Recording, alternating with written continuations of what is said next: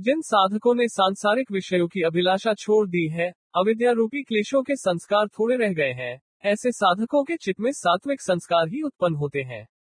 साधकों को निरुद्धावस्था शीघ्र प्राप्त नहीं होती है तथा सभी साधकों को निरुद्धावस्था प्राप्त नहीं होती है।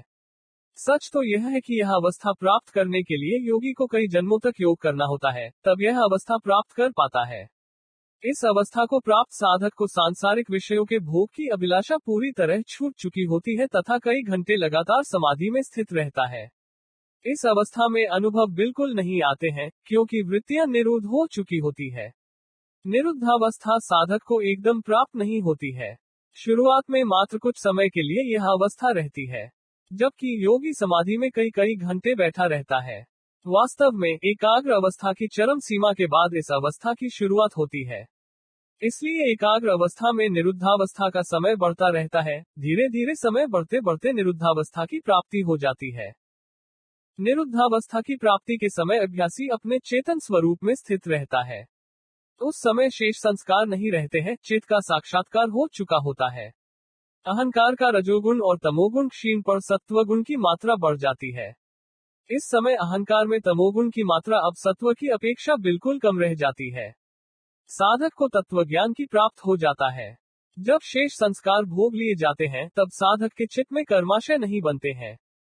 कर्माशय न बनने का कारण है अज्ञानता की समाप्ति हो जाना है। कर्माशय सिर्फ अज्ञान युक्त कर्मों के बनते हैं। इस अवस्था में चित्त एकदम स्वच्छ हो जाता है। चित्त में रजोगुण व तमोगुण सिर्फ गौण रूप में रहने पर वह शुद्ध स्फटिक के समान स्वच्छ हो जाता है। ऐसी अवस्था में किए हुए कर्मों के कर्माशय जैसे ही चित्त पर पड़ते हैं, ज्ञान तुरंत उन कर्माशयों का साक्षात्कार करा देता है। फिर कर्माशय स्वमेव नष्ट हो जाते हैं। फिर कभी चित्त पर कर्माशय ठहरते नहीं हैं। अब साधक को कुछ भी जानने को शेष नहीं रह जाता है। अब हम उन साधकों के लिए कुछ भी बात करते हैं जिन्हें आत्मसाक्षात्कार हो गया है। प्रश्न यह उठता है, क्या वास्तव में उन्होंने आत्मसाक्षात्कार कर लिया है? साधकों का कहना है हमें आत्मा का दर्शन हुआ है। यदि मान लिया जाए कि वास्तव में आत्मा का दर्शन हुआ है, तब इसका अर्थ है उन्हें मोक्ष की प्राप्ति हो जाएगी। फिर अगला जन्म धारण करने की आवश्यकता क्यों है, अथवा अगले जन्म का प्रयोजन ही क्या है, जिसने प्रकृति के सारे बंधन तोड़ दिए हैं? मैंने ऐसा इसलिए कहा क्योंकि आत्मसाक्षात्कार संस्कारों के पूर्णतया अभाव के बाद ही संभव हो सकता है।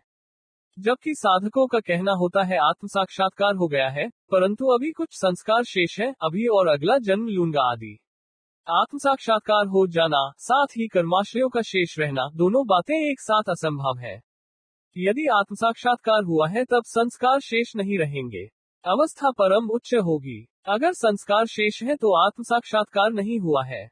वास्तव में आत्मा का साक्षात्कार नहीं किया जा सकता है, बल्कि आत्मा में स्थित हुआ जाता है, जिसे स्थित प्रज्ञा भी कहते हैं। आत्मा को कौन देखेगा? वह स्वयं चेतन तत्व है। जो दीप शिखा के समान ज्योति दिखाई देती है, वह चित्त पर स्थित अत्यंत सात्विक सशक्त वृत्ति होती है। अन्य वृत्तियां इसका सहयोग करती है। मगर साधक जो कह रहे हैं वह सही है कि समाधि अवस्था में दीपक के लौ के समान तेजस्वी ज्योति का दर्शन उन्होंने किया है। ऐसा तब होता है जब साधक की कुंडलिनी पूर्ण यात्रा करके स्थिर हो जाती है तथा एकाग्रावस्था का अभ्यास काफी बढ़ जाता है और चित्त में सत्वगुण की अधिकता बढ़ जाती है। इसलिए सत्वगुणी वृत्तियां अत्यंत शक्तिशाली हो जाती हैं। उनको यह शक्ति आत्मा के प्रतिबिंब से मिलती है, अर्थात आत्मा का प्रतिबिंब परछाई चित्त पर पड़ता है, इसलिए चित्त स्वप्रकाशित सा भासित होने लगता है, जिससे सत्वगुणी वृत्तियां प्रबल हो जाती है। तब साधक को तत्वज्ञान की प्राप्त हो जाता है। जब शेष संस्कार भोग लिए जाते हैं तब साधक के चित्त में कर्माशय नहीं बनते हैं। कर्माशय न बनने का कारण है अज्ञानता की समाप्ति हो जाना है। कर्माशय सिर्फ अज्ञान युक्त कर्मों के बनते हैं। इस अवस्था में चित्त एकदम स्वच्छ हो जाता है। चित्त में रजोगुण व तमोगुण सिर्फ गौण रूप में रहने पर वह शुद्ध स्फटिक के समान स्वच्छ हो जाता है।